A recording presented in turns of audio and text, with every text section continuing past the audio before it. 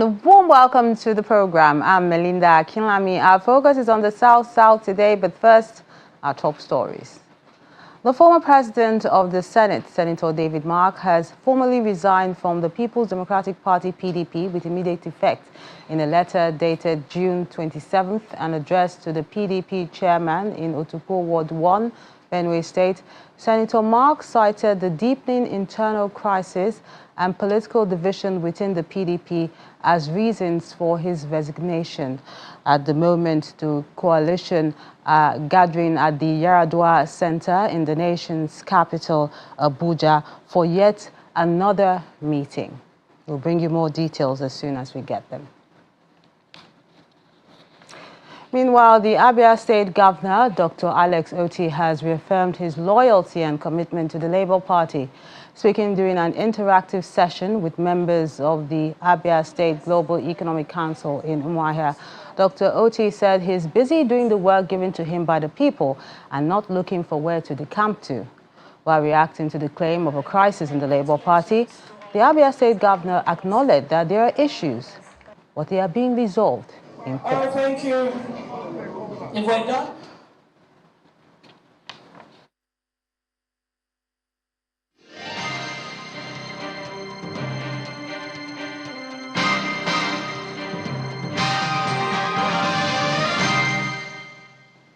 The dream of a functional deep-sea port has moved a step closer to reality as the National Hydrographic Agency has officially presented a new survey report and updated navigational chart for the Bakasi deep-sea port project.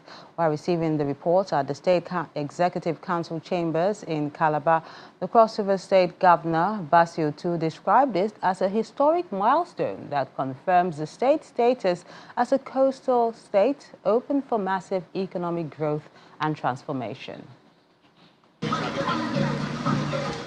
The dream of the immediate past governor of Cross River State, Ben Ayade, to make the state an economic hub by providing an evacuation corridor is becoming a reality as the National Hydrographic Agency of Nigeria officially presents a comprehensive hydrographic and geotechnical survey report alongside a newly developed navigational chart designed to guide maritime activity around the Bakasi deep sea port corridor. Take a look. The hydrographer of the Federation, Rear Admiral Ayo Olubode, and his team are in the state to provide critical ocean data for safe navigation, engineering designs, and international shipping compliance. The survey will empower the seaport construction and operation feasibility. The survey data is essential for the blueprint of the engineering design. The comprehensive survey provides foundation for informed engineering and construction designs and decisions, ensuring that the port meets global standards across all strata of requirements. It will inform dredging where and when required, optimal berth placements, breakwater design, channel alignment, to mention a few. Accurate depth information is critical for determining the maximum draft of ships or vessels that the port can accommodate, directly impacting on the commercial viability and its competitiveness as a destination of choice. This report, therefore, will provide the confidence for investors and engineers to proceed. Receiving the report, Governor Basio II describes it as a milestone that confirms Cross River's status as a coastal state and opens doors for investment and massive economic growth. He says the updated maritime chart now aligns with S100 international standards, positioning Cross River for deep water commerce and international shipping operations. Let me say that the studies and the charts that have been produced here is going to change particularly the eastern flank of Nigeria completely, both in terms of economy, in terms of anything that you can think of. When we match this with the coastal road that is coming, I believe that is going to be a completely different scenario. But above all, I want to also pay homage to the man who had this dream, because it's a project that we took from Professor Governor Ben Ayade. He started and took it to a point, and we came and looked at it, and we know that public money has been invested, and we can't allow it to waste. That we must take this project to a fruitful conclusion. With the technical phase complete, the project now awaits final approval from the Federal Executive Council to kickstart construction. Fairway boy, where are we? Fairway boy. The Bakasi deep seaport is expected to create thousands of jobs, boost trade, and position Cross River as a major maritime hub for Nigeria and West Africa. The federal lawmaker from Andoni Upurunkoro constituency in River State, Awaji Mbok Abate, has expressed disappointment over the lack of interest shown by his constituents in applying for admission into the Federal College of Fisheries and Marine Technology, recently established in his hometown, Ngo. The institution, which serves as a satellite campus to the main college in Victoria Island, Lagos, was established through a bill sponsored by the lawmaker. However, it could not commence operations as planned this year due to the low number of applicants. Speaking during the tour of the institution's temporary sites and other constituency projects, including schools and solar-powered water projects, the federal lawmaker lamented the lack of interest in maritime-related courses, despite the constituency's proximity to the Atlantic Ocean.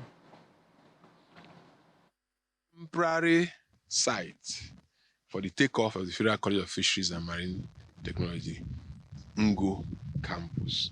So that's what you find here. Unfortunately, those who didn't understand what and how development comes about, they are busy demarketing the institution that has the capacity to award both a national diploma and a higher national diploma. That's why you find the place still locked, because when they advertise for admission, the people from this community led the charge, discouraging people from applying. We had a few people who applied from, I think they came from Ahoda, but they were not enough for the school to take off, and we had to end it at that point. Even up to now that I speak, most of them are still not knowledgeable about how development. They think that development is a destination. They don't know that development is a process. You just keep taking it one bit at a time. If they are still interested in getting the school started, they know where to go. I've communicated with the leadership of the community. If they really want the school to they should go to Lagos. You go to the main campus, which is at Victoria Island, or they better go to the Agricultural Research Council of Nigeria, ARC, in Abuja. They can go and negotiate how to restart the school. For us, we have done our bit. We have finished what we are supposed to do. If they don't want it, after a while, I think the government stands open to cancel the approval that they have given for the campus. Following the killing of some natives of Ouni by suspected herdsmen, youths from the area have demanded that action be taken to bring the perpetrators to justice. The group made this known during a protest to the police command's headquarters in Port Harcourt, the River State capital. Our correspondent Charles Okurum has this report. Marching down the streets of Port Harcourt are youths of Ouni extraction, protesting against the recent killings in their community, allegedly carried out by herdsmen. They marched to their destination, the Rivers Police Command headquarters, bearing placards with inscriptions such as "Stop the killings in Ouni" and "Police intervene in the killings of Ouni people." The protesters are received by the Deputy Commissioner of Police in charge of operations, who takes time to listen to their demands. We, all the concerned citizens of Ogoniland, are compelled to raise our voice against the growing wave of violence and insecurity perpetrated by Fulani herdsmen within our communities. The recent attack in Yonkuru, Ebubu, Sogo, Weke, which have resulted in the tragic loss of our innocent lives have pushed our collective patience to its limits. This act of aggression is unacceptable or are unacceptable. We have endured enough. My commissioner of police has been very, very serious with the issue of herdsmen and the community where they live. I've been a witness to several meetings he has held with them. And on several occasions, he encouraged the various DPOs and area commanders to have a stakeholder meeting with them in order to come out with a solution to all these crises we've been having. I am very sure, and I assure you, that he will never joke with your request, and I am sure he's going to take a very drastic decision on this and ensure that this menace come to an end. And ever since Ogonis has been killed, police have not made any arrest. It seems these assurances are not enough, as a mild drama ensues when the youths challenge the DCP over the police's perceived failure to arrest the killers. To go and engage. Sir, at this point, you're not being realistic. But the police insist that operations are ongoing to tackle the menace. It's not like the CP is avoiding you. He feels your pains. You understand? But the issue is that CP has been making frantic effort to make sure that all these problems are nipped on the bud. One, there are these herdsmen, farmers, and stakeholders town hall meeting going on in Okehi, Andoni, Axis, and so many other local governments. They are going around local government by local government. And they do this in conjunction with various sole administrators of those particular LGAs. So these are steps CP has taken in resolving some of these crises. With this protest, the Ogoni youths are confident that they have passed their message to the police. They disperse with the belief that necessary actions will be taken accordingly. Charles Oporum, Channels Television News. 100 billion naira is the street value of illicit drugs said to have been intercepted in the past 1 year at the Onne port in Rivers State. And that's according to Omirio Odo, the commander of the National Drug Law Enforcement Agency at the port. Speaking during a special event to mark the 2025 United Nations International Day Against Drug Abuse and Illicit Trafficking, he listed over 9 million bottles of codeine syrup and more than 85 million pills of tramadol, as well as other opioids, as part of major seizures.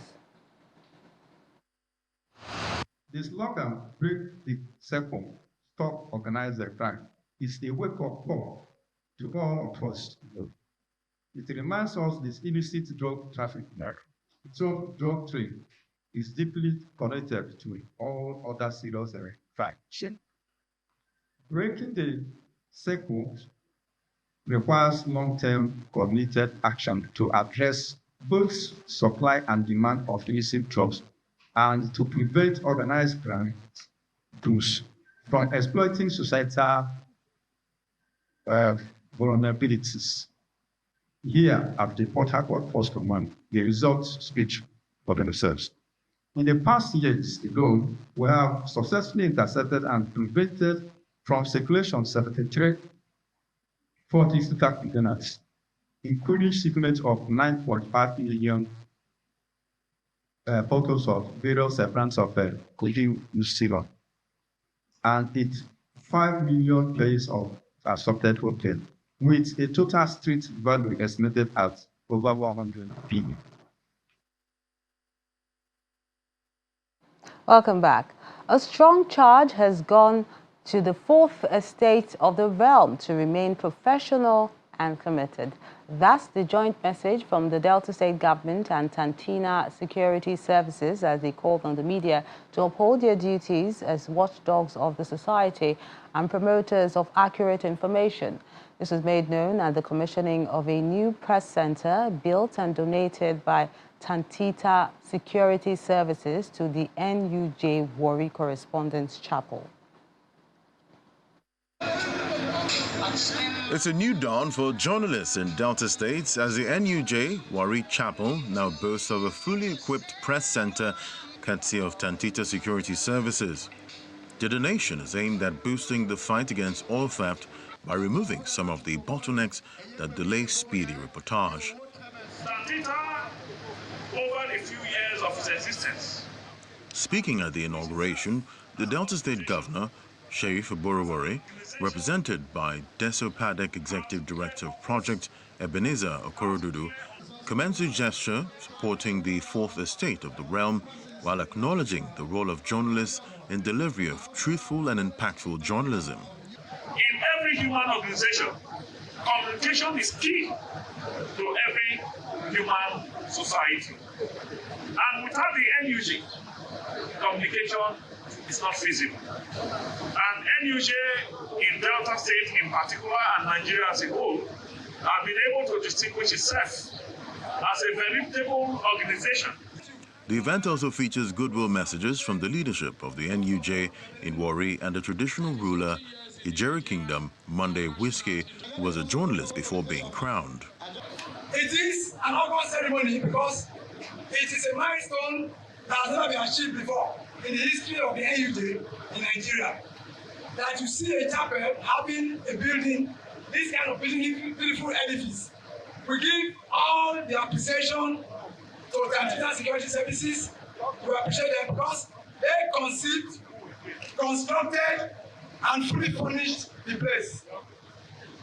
In 1996, the NUJ Correspondent Chapel Warri had a misfortune because we stood the election and we were disqualified on the day of election.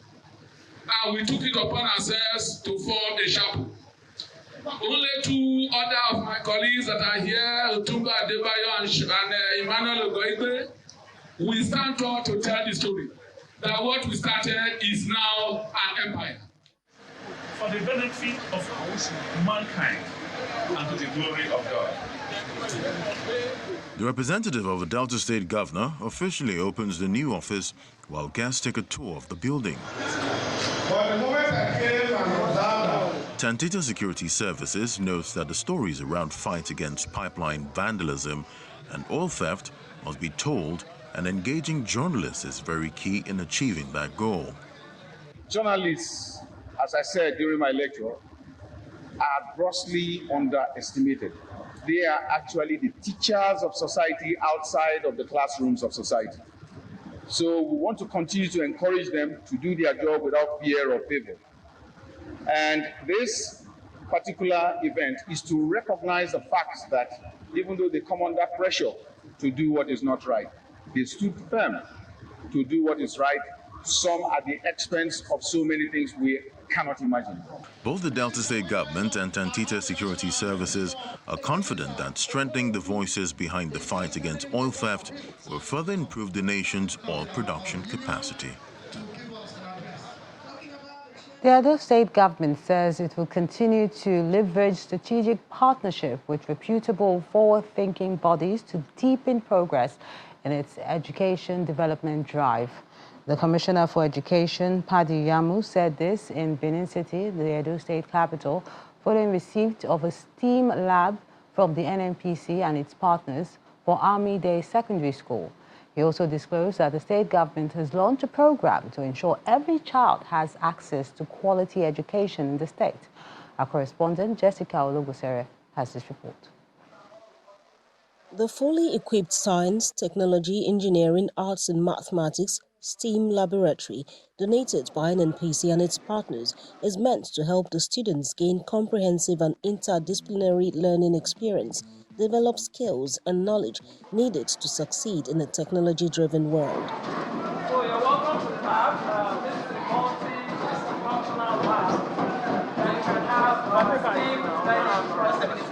So here you have everything technology, engineering, mathematics, and arts. The donation follows the recent upgrade of the school by the Edo State government. It's only the Almighty God that can express the joy we have in our mind. Because in February, March, if you visited this school and you see the type of structure we were using, the type of furniture we were using, and you are not seeing it now, you will understand what I'm going through. School was my foundation. our laboratory was there. Since then, we've not had anything like that. But today, the story has changed for good. Grateful for the partnership, the Commissioner for Education explains that the state government is exploring more avenues to fast-track development in the education sector. Senator Monday Okpebholo, His Excellency, the Governor of Edo State, is driven by practical governance, as we call it. So yesterday we launched the Edu Rescue, which is aimed at moving our children from the streets to school. He wants every child in Edo State to be educated. So as we are building the schools, we are building the infrastructure, we want them to leave the streets and go to these schools so they can become good individuals and better persons in the society. Away from Army Day Secondary School, the Edo State Polytechnic Usain, just outside the state capital, is also on the list of schools benefiting from the government's partnership arrangement, as the Niger Delta Development Commission is set to upgrade the school's internal roads network. Edo State Polytechnic is the only polytechnic that is still having the internal road network as its road. The dynamic leadership of the MD, of course, is the Executive Director of Project, and all members of the NDLEA. We are grateful. On behalf of Edo State government, on behalf of Edo State people, on behalf of Usain Polytechnic, on behalf of the management and staff and students, we say thank you very much and God bless you. A tour of the facility, in particular its road, follows ahead of the road project's commencement. Jessica Lugusera, Channels Television News. Staying with education in Edo State, the senator representing Edo North Senatorial District, Adams Oshomole, has encouraged citizens to collaborate with government to ensure children are not denied access to quality education with the excuse of their parents' financial status. Senator Oshomole gave the advice following a tour of various markets in the district, along with the founder of an NGO, Salima Abuisi, where they interacted with community members and donated funds to indigent parents to support their children's education.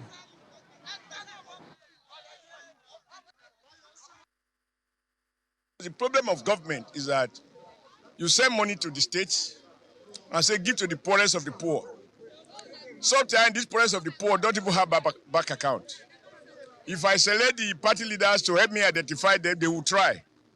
But we do that like we did yesterday. But today is to go and meet the people themselves. And we can't give everybody, nobody, even government can't give everybody a handout. But whoever we are able to give something, we do. I think that is the whole idea. But the important message is, poverty is not an excuse not to send a child to school. Not to send a child to school because of poverty is to create a dynasty of the poor, because the laborer will give birth to another laborer who didn't go to school, and therefore he will give birth to another laborer.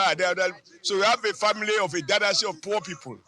Education is the only way to break through poverty and get to the top. People like me, I won't be here if my mother, because he was poor, or my father, because he was a peasant farmer, did not support me to go to primary school. And the place we passed there, that was the secondary model school I attended after my primary school. So if I didn't go there because my father is poor, my mother was poor, obviously, without foundation, I cannot go to university. Thank you so much. So there's no aspect of, even the labor work I was doing, you can't do it without brain. You can have courage that God gives you, but the brain, you have to develop it to be able to do what it has to do. So that is my story, and it tells me one thing, that if I can be here, any of these little children can also be there. I wanted to empower women here today because I believe that women are the cornerstones of the society. Women are the ones who are extremely resilient and powerful, because the resilience of a woman is unmatched. Their power is not physical, but it is mental. The Nigerian Army has assured families of officers and men who lost their lives while on active service of its commitment to their welfare. The Army Commander, 2nd Brigade, Brigadier General Alexander Sawasimi, gave the assurance at a medical outreach organized for widows of fallen heroes at the 6th Battalion Nigerian Army in Akwa Ibom State. I'm sure most of you will also want... Organized by the 2 Brigade Nigerian Army in partnership with the Amabara Allison Foundation, The medical outreach in Ibagwa area of Abaka, Akwa Ibom State aims to improve the health of widows of fallen heroes. The commander, 2 Brigade Nigerian Army, Brigadier General Alexander Tawasimi, who is represented by the commanding officer, 6th Battalion, Lieutenant Colonel Abdullahi Mohammed, says the exercise is part of the Army's welfare program to ensure their well-being despite the loss of their spouses who paid the supreme price serving the nation. A day where we celebrate our successes as an army, as well as celebrate our fallen heroes who have sacrificed their lives. And the people that have been direct beneficial to this are their wives they have left behind. As you can see, the outcome, the outputs, the number of people, you can see that it just tells you that it's an initiative that is highly welcomed, and it will be beneficial to the families of our fallen heroes. The widows of the fallen heroes are delighted for the intervention, which they say has greatly reduced the cost of various treatments. We were asked to be tested. After the testing, we collected with our eyes too, were tested, and they gave us free glasses for eyes. And after that now, we also tested for malaria and typhoid. And after the testing now, we were given free drugs. And honestly, it's something sweetening. I just want to say thank you to them for this opportunity, the privilege they have given to us, because for us to get a glass now, if you don't have up to 30,000 naira, you cannot afford a glass. But as I come there, I come see that medicine, then test me, then give me that medicine, then give me so food. My heart is full joy today. I'm happy, well. I say, God, when He carry we come, He carry una come, when una carry una for save go this house. The widows who turned out in their numbers received free medical checks and treatment for various health issues, including eye screening, tuberculosis, among other ailments. That's the program today. Thank you so much for watching. I'm Melinda Akinlami.